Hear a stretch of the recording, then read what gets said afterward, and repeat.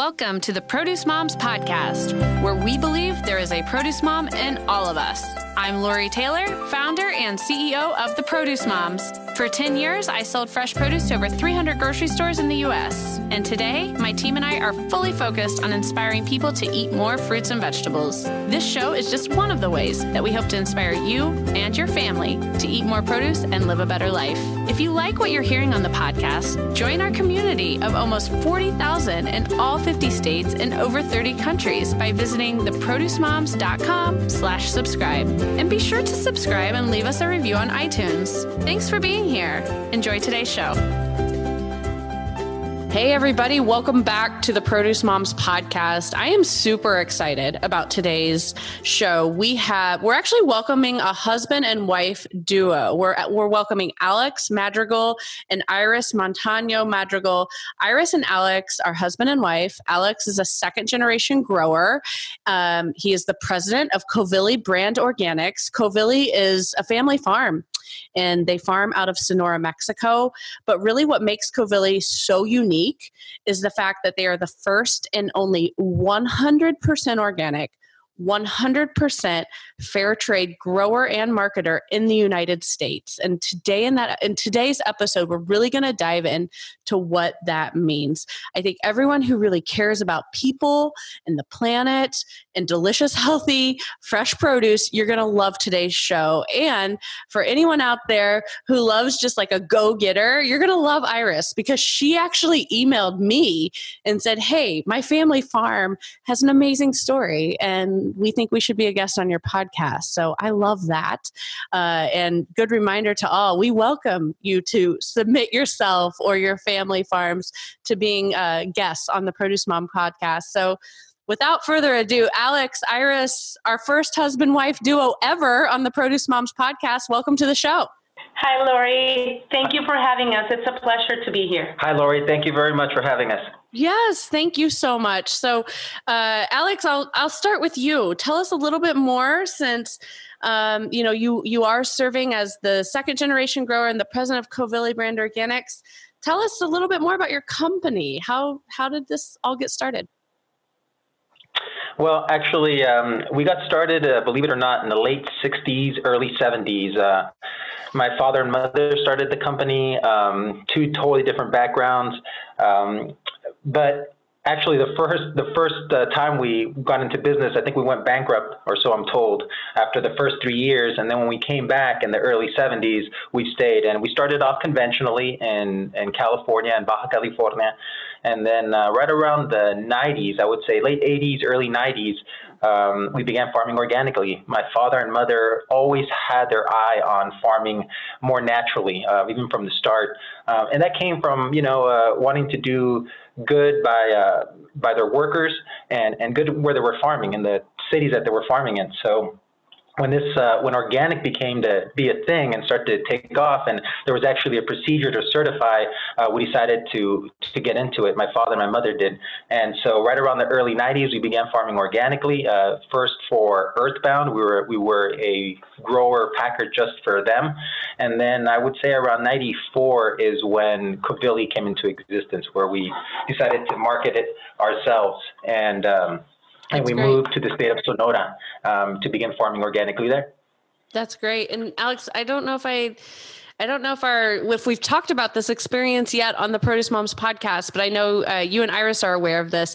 I have actually been to Sonora, Mexico, and witnessed the amazing growing region there. That's in it's in a very popular region for American agriculture, the Nogales, Arizona / Mexico region.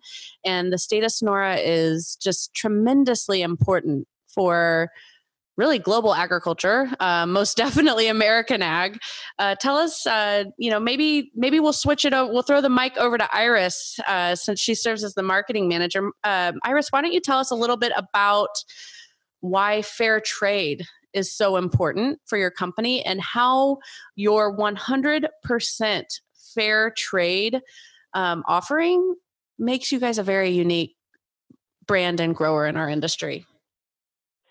Yes, correct. We are very excited about being fair trade certified, and we're 100% because the way it works is that most producers, most growers will only certify their most popular item. And but when we embarked in this endeavor, Alex decided, you know what, let's just jump both feet in, and we're going to certify all our products and offer all our products as fair trade certified only. If the client, the consumer wishes to purchase non-fair trade products, then that'll have to be a special order. But right off the bat, everything we sell is offered as fair trade. And why did we choose to do this?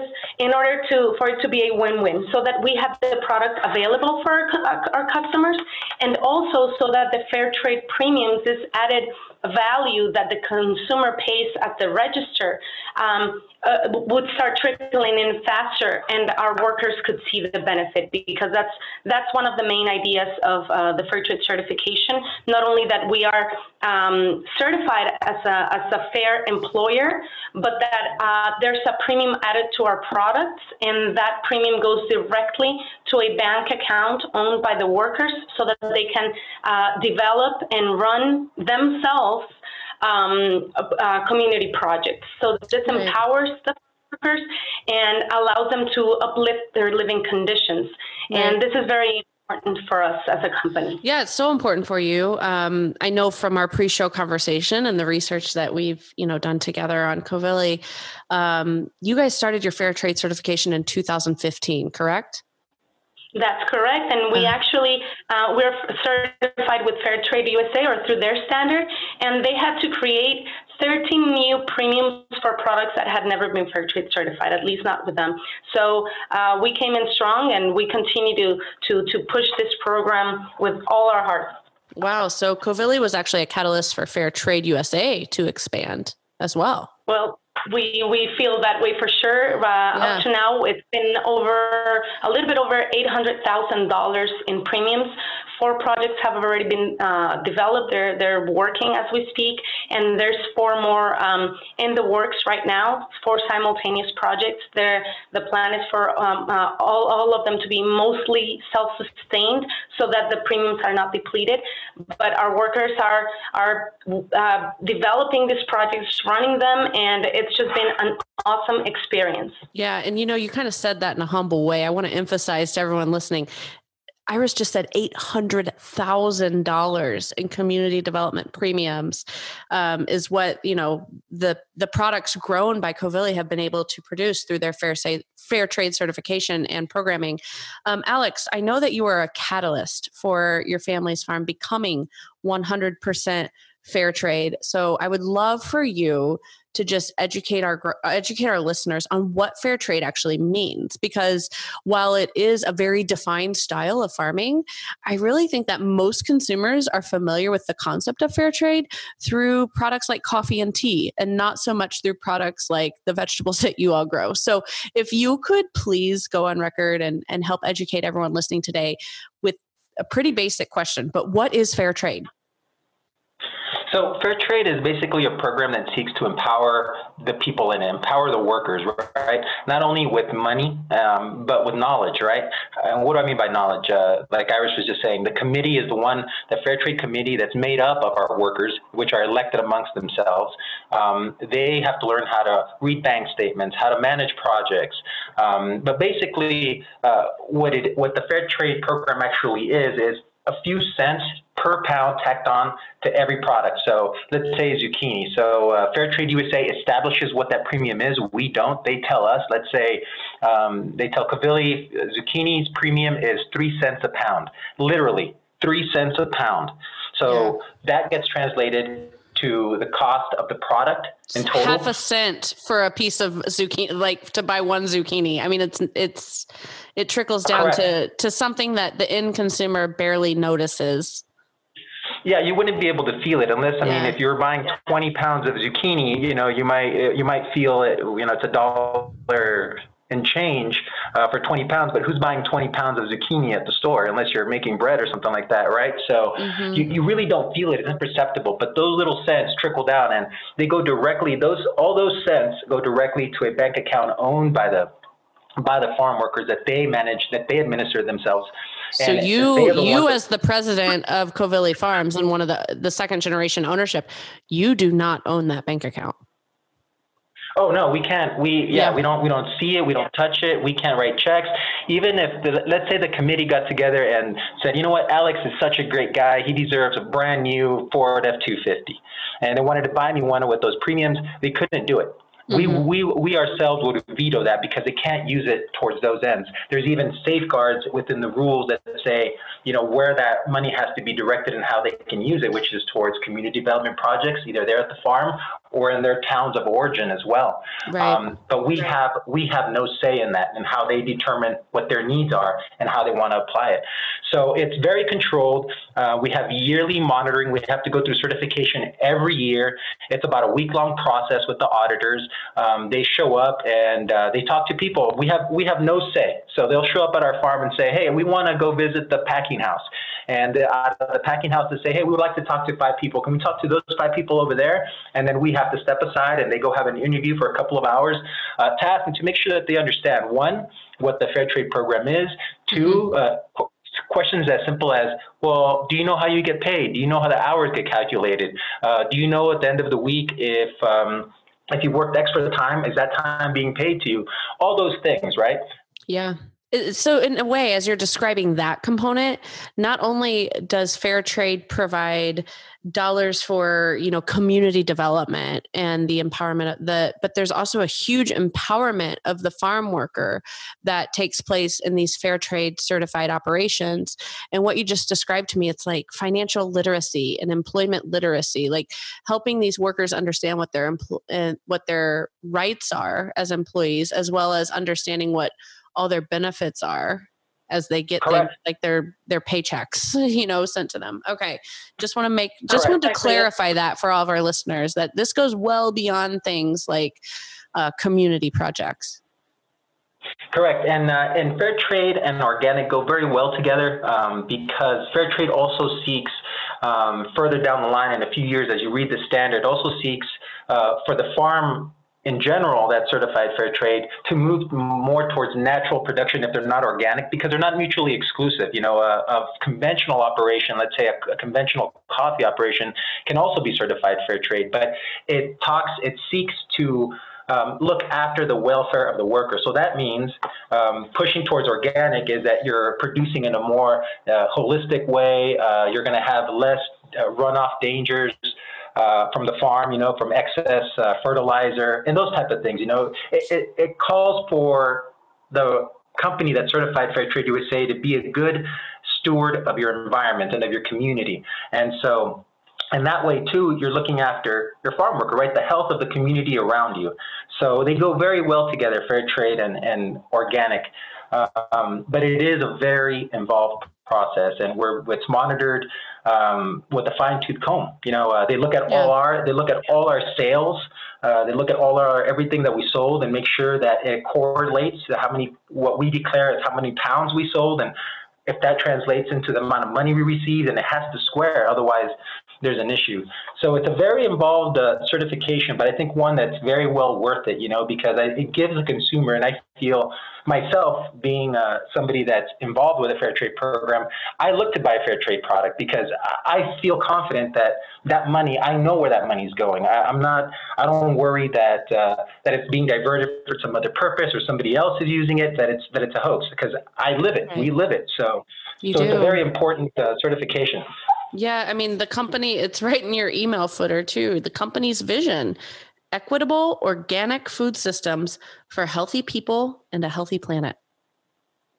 That's correct. Yeah. I mean, at the end of the day, we're all connected. And that's what I always like, the message that I like to preach is that we're connected. Whether you see that person making your clothes or harvesting your coffee or harvesting your zucchini for your breakfast, we're all connected. Now more than ever, we see that, you know, on a global scale, that we're all connected, and what happens in one place affects us in another. And I think somewhere along the way, and we lost track of that, and farming in the United States, you know, we feel that everything just comes from the grocery store, that there's nothing else behind it, but there's a lot behind it. There's, you know, both in the States and in other countries where farming is happening. So I think fair trade certification speaks to that a little bit, you know, that it reinforces that, acknowledges that we're all connected and we all have to do our small part. Definitely brings forward the human element in the production of every, you know, consumer product that that we are purchasing, whether it's food, textiles, or otherwise. I mean, 100%. So Iris, I would love for you to elaborate a little bit with our listeners today on what type of programming has come forward in your community as a result of these community development premiums through the Covilli brand sales. So can you talk about how fair trade is coming to life as a result of your farm's commitment to the fair trade model? Well, one of the most noticeable ones is a clinic. We had to do a study as a company that's required by the standard. We had to understand what the workers' needs were. And we did this through interviews. And we interviewed more than 50% of our worker population in order to really understand what their needs were. And the results were health and nutrition. So we presented this to the company. We presented this to all the workers, the General Assembly it's called, and then they voted. Among the things that they voted was for a clinic. This clinic was inaugurated in January of this year, 2019. Congratulations. Thank you. Yeah. It's a beautiful clinic. It's small, but it's great. It has dental. It has a dentist, general MD, a nurse, and then people that a janitor and a security officer. But this clinic brings access not only to our farm workers, but their families, the people from our community, and the people from surrounding communities. So we're talking between 7 and 10,000 people that with this clinic have access to dental and general health. So for us, that's just a absolute win. People are very happy. We are creating databases in order to understand the health issues that all our workers and their families are having, because we might have a family of 7 staying with us, and maybe only the husband is the one working with us, but the wife and the children, they all benefit from this project. Well, and it sounds like too, the whole community.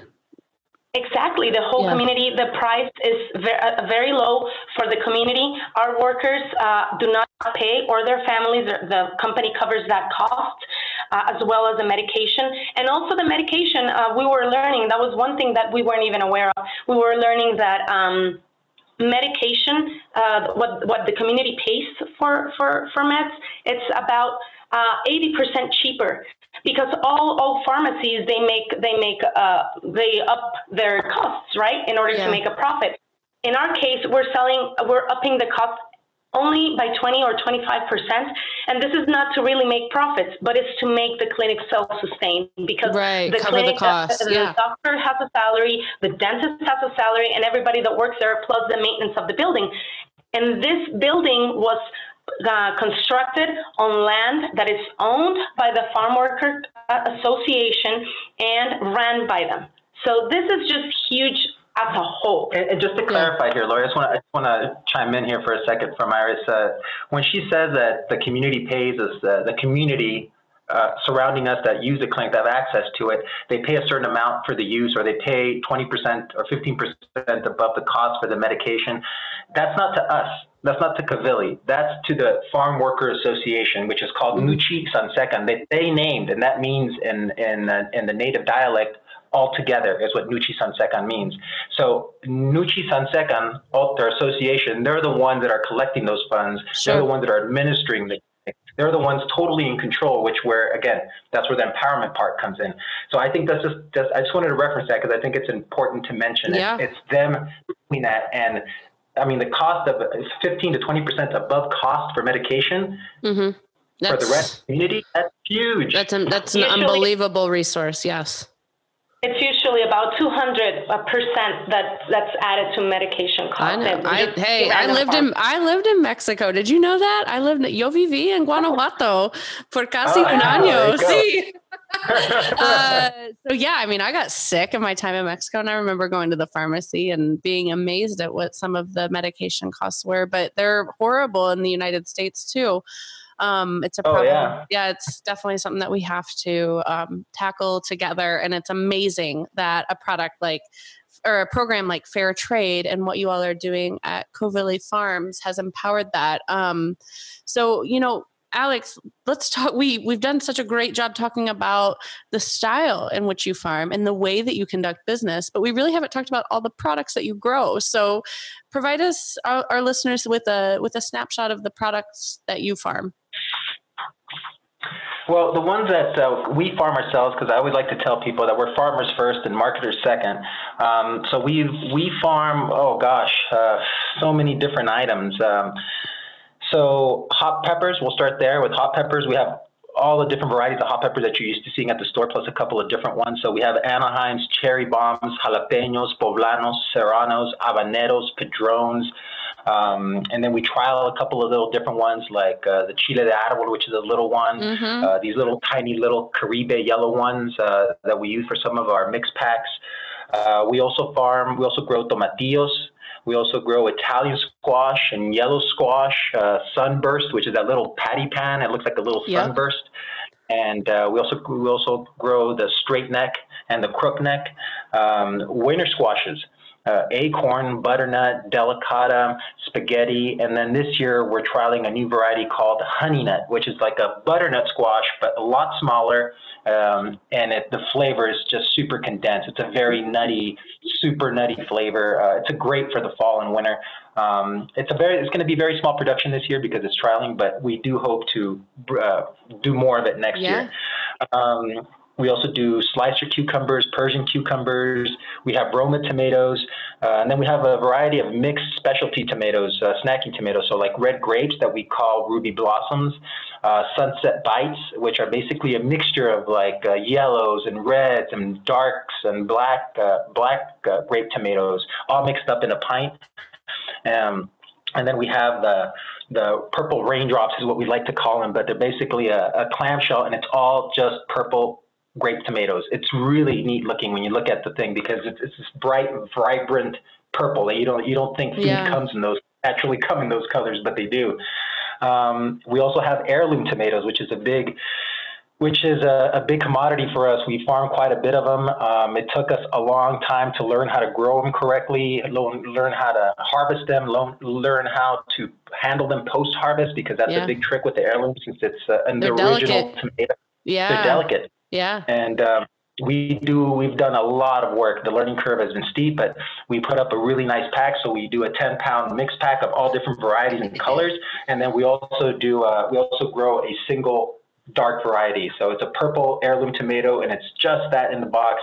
Same thing. It's when you look at the picture, it's very striking because it's this bright, vibrant purple tomato that's just amazing. And I just posted we just posted on social media a few photos of our heirloom packs.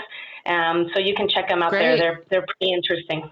And then we also do items like green beans. We actually have a really strong green bean program that we start harvesting right before Thanksgiving, and we go all the way into April, almost the beginning of May. Brussels sprouts, actually, that's a commodity for us that we've been doing now for many, many years, and it continues to grow in popularity. Oh my gosh. Are you kidding? It's like America's new favorite, the Brussels sprouts, over the last few years. That's amazing. Yeah, it's been interesting watching that. I remember maybe like 20 years ago, I couldn't give away a Brussels sprout. Oh, it was a dog. It was like grandma's lima beans. No one wanted them, That's right. They were like, I'll take some for decoration, but that's it. Yeah. Oh, I love it. Yeah. Now, I mean, on the menu at every fine dining restaurant, like everyone's favorite vegetable. It's amazing how that specific commodity has turned around in just a very short amount of time. I mean, in a couple decades, it's done a complete 180. You grow so much, which I knew was going to be the answer because I'm familiar with your growing region. It's like I said at the beginning of the show, you guys, this area of the state of Sonora in Mexico is such an important part. It's a very important growing region for the global food supply chain, and most definitely the U.S. food supply chain. So why don't we talk a little bit, and either one of you or you can tag team this answer. what do you want consumers to know about produce that's grown in Mexico? Because undoubtedly, I mean, we have had to answer consumer inquiry where there is hesitation to buy products that are not grown in the United States. There's misunderstandings about the types of inspections and standards that you have to grow to in order to import your product into the U.S. So I'd love to get you on record, just what do you want people to know about produce grown in Mexico? I just like to tell everybody, to have confidence with produce grown in Mexico. For example, with us, we're organically certified, and we play by the guidelines of the National Organic Program established by the USDA. And that means that we have inspectors that come yearly and visit us and then do the inspections on site, not from some office in the States, and go over not only the paperwork. I mean, they look at our seed purchases, they look at our fertilizer purchases, they look at payrolls to make sure that it all adds up with what we're saying we're doing. They go out into the field to verify, what we're reporting on paper is actually out there, and it's not just, we're trying to cover something up. Also, coming across the border, I don't know if a lot of people realize, but we're subject to random USDA inspections for pesticide residues, insecticide residues, all that type of stuff. And those are random. We'll get product flagged. We have to hold it in the cooler until those tests come back clean, and then we can ship it. So I think there's a lot of oversight with that. And then also, I want to say that I've been doing a lot of traveling in Mexico recently because we're working on a project to start doing what we do in the States, but in Mexico, and pushing organic into Mexico as it's also taking off down there. People are interested in eating cleaner and being healthier. And one of the things I've noticed, I visited a lot of small farmers because we're looking to bring on some small family farmers like ourselves to help us with this program, is that there's a lot of farmers doing the right thing, not because they want the sale, but because it's the right thing to do, one. And two, there's farmers in Mexico that are highly advanced. I mean, there's a whole second generation coming on board, young farmers, educated farmers, and that are bringing technology from Israel to farm in areas like we farm in the desert, which is actually, I just wanted to say that where we're farming in Sonora, where we farm, we're part of the Sonoran desert ecosystem that stretches all the way up to Tucson. So it's actually we across the border. We're really one ecosystem, if you want to look at it that way, not two separate countries, and we're farming within that ecosystem.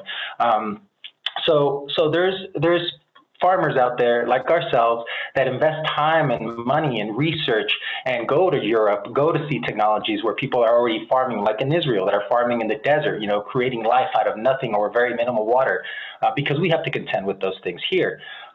So there's a lot there, I think. They shouldn't be afraid. It's not like what you might see in the news or what you might think Mexico is like. There's one guy out there with a mule and you don't know what he's using for fertilizer. It's not like that at all. We are.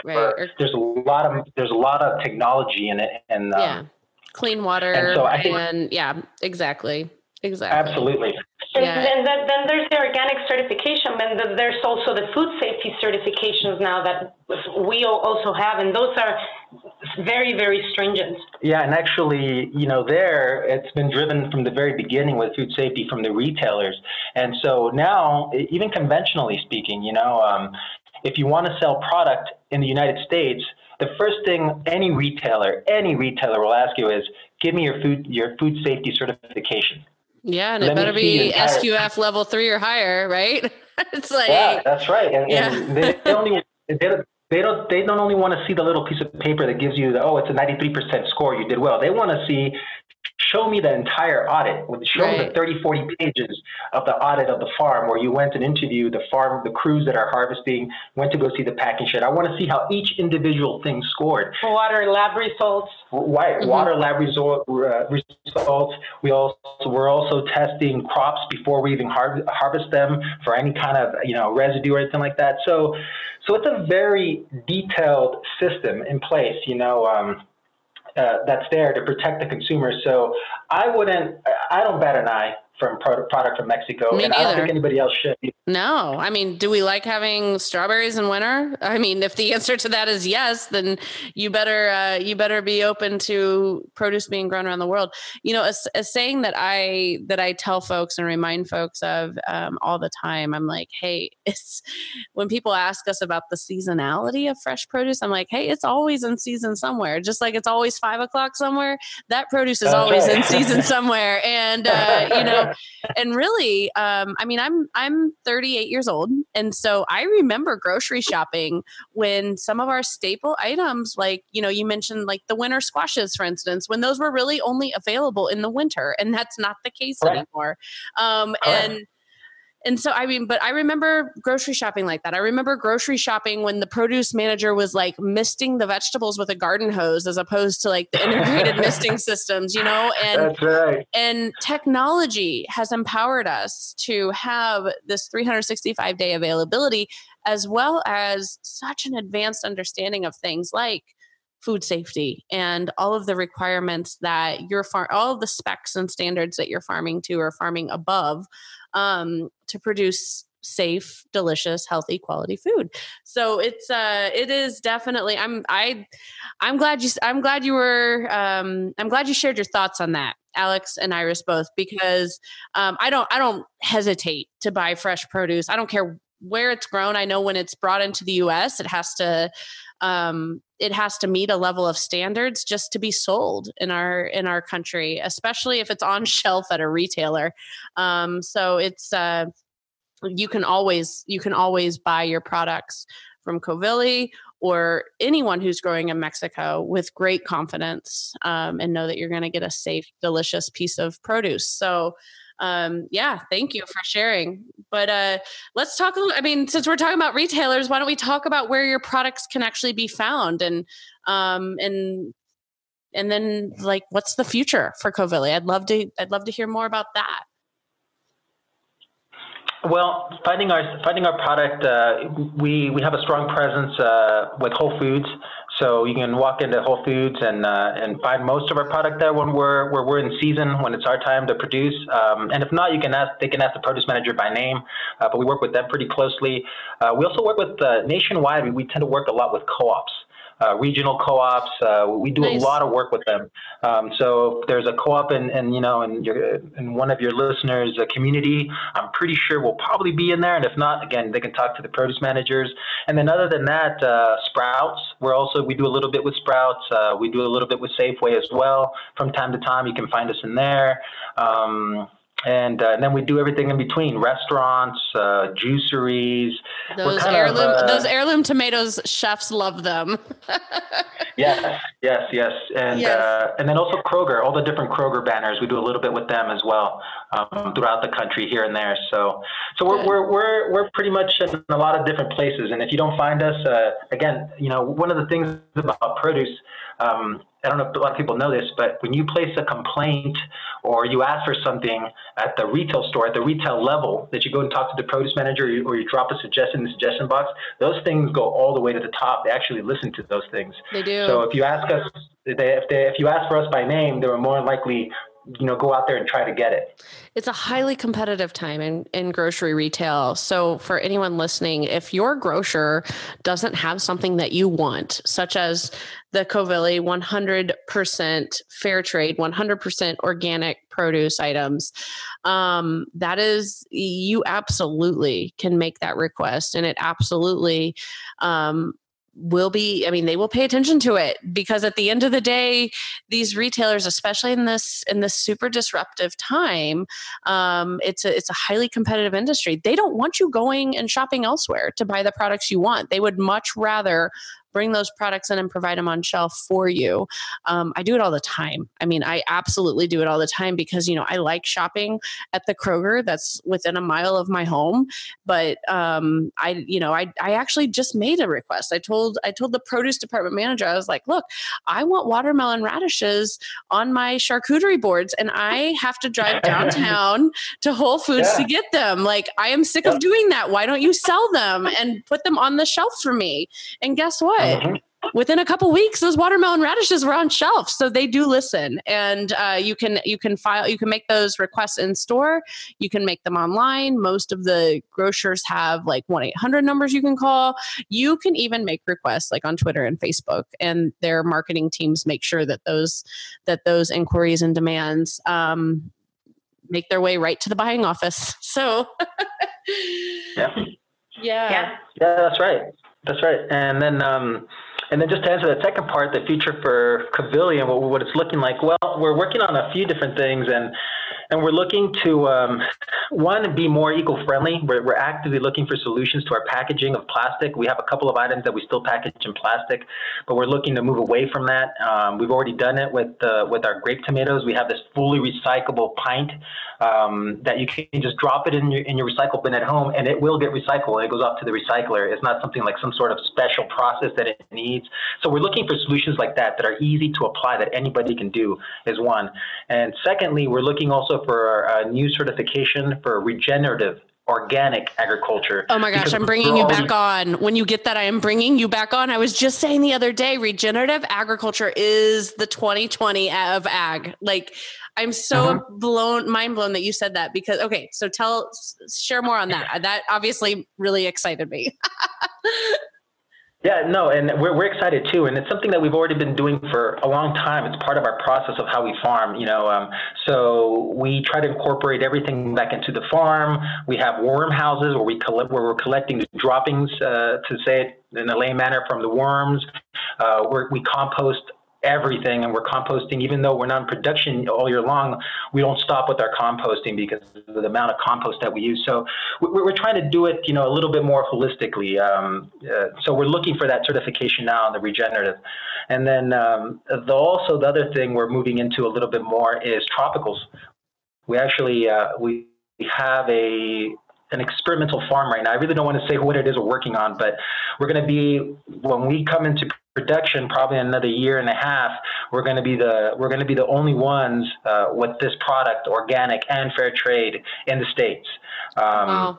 So we're really excited about getting into more tropicals, and then also bringing on more growers, because up until fairly recently, until my father passed away 5 years ago, everything we sold, we did ourselves. We grew ourselves. And we started, precisely because we're getting into tropicals, we started bringing in smaller growers, like for limes. But we always do it, and always looking for growers like ourselves, family-oriented, small, where they have control, where they have a commitment to their workers. We go and visit them before we even take them on, to make sure it's a right fit. And so there's a lot of that type of work, and that's what we're looking to do more of, is bring in more of these small family farmers, and then also help them push more into Mexico as well. Because I take this, I'm a border child. I grew up on the border all my life, going to Mexico and the United States, like if it was one country. So I feel very strongly about that. I feel like we're connected. I feel like, we have to work on both sides of the border. We all have to do our part. So that's the way that I'm trying to steer our company as a whole. And I would like to add that we are also very, very committed to educating. We try to talk a lot about with produce managers or stores and just our consumers about the benefits of organic. We are totally committed with organic agriculture and being stewards of the soil, and the benefits that brings, not just to the end consumer, not just to the one consuming this piece of fruit or vegetable, but how that translates into our ecosystems. Organic agriculture also translates into cleaner soil, cleaner water, cleaner air, healthier farm workers and their families and the communities. We see this with all the expressions of climate that we have now: more rain, more floods, more dry weather, more heat, more fires, and we're all connected. Like Alex said earlier, what happens in one place reflects in another. What benefits a farm worker also benefits the consumer, and organic is an all-around has an all-around beneficial impact for our world and the people, and just like you read in our mission statement, Lori. That's right.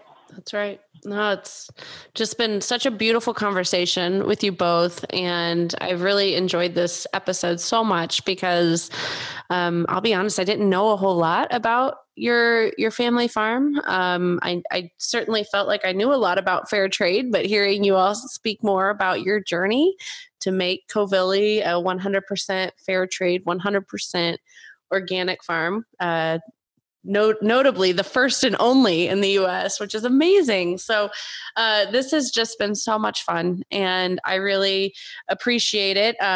For everyone listening, Covilli's website, and I encourage you to check it out. It's covilli.com, COVILLI.com. They're on all the social media platforms, as Iris mentioned previously, and I'm just so thankful that you all could come. We do have a tradition. You guys get to say goodbye to our listeners and kind of close out the show with any final remarks you have, but I want to thank everyone for being here, and most importantly, I want to thank our amazing guests today, Alex and Iris. Thank you both. Thank you so much, Lori. The pleasure has been all ours, and thank you for opening your microphones to all your listeners. And my personal message is, if you see Covilli, get it, and if not, try to get more organic, try to get more fair trade. The impact is big, and it benefits us all. And yes, Lori, thank you very much. Obviously, I agree with Iris, and I thank you for your time and for opening up the space for us. I really appreciate it. I love talking about it. And I just, I'd like to just close out with reminding your listeners and everybody out there that, we vote with our dollar, and it's an important vote. It's actually, I feel it's more an important vote than the vote that we cast at the ballot box, so you vote with your dollar. With what you purchase is where you're putting your emphasis on, and that's what more people will produce. So vote with your dollar and buy fair trade.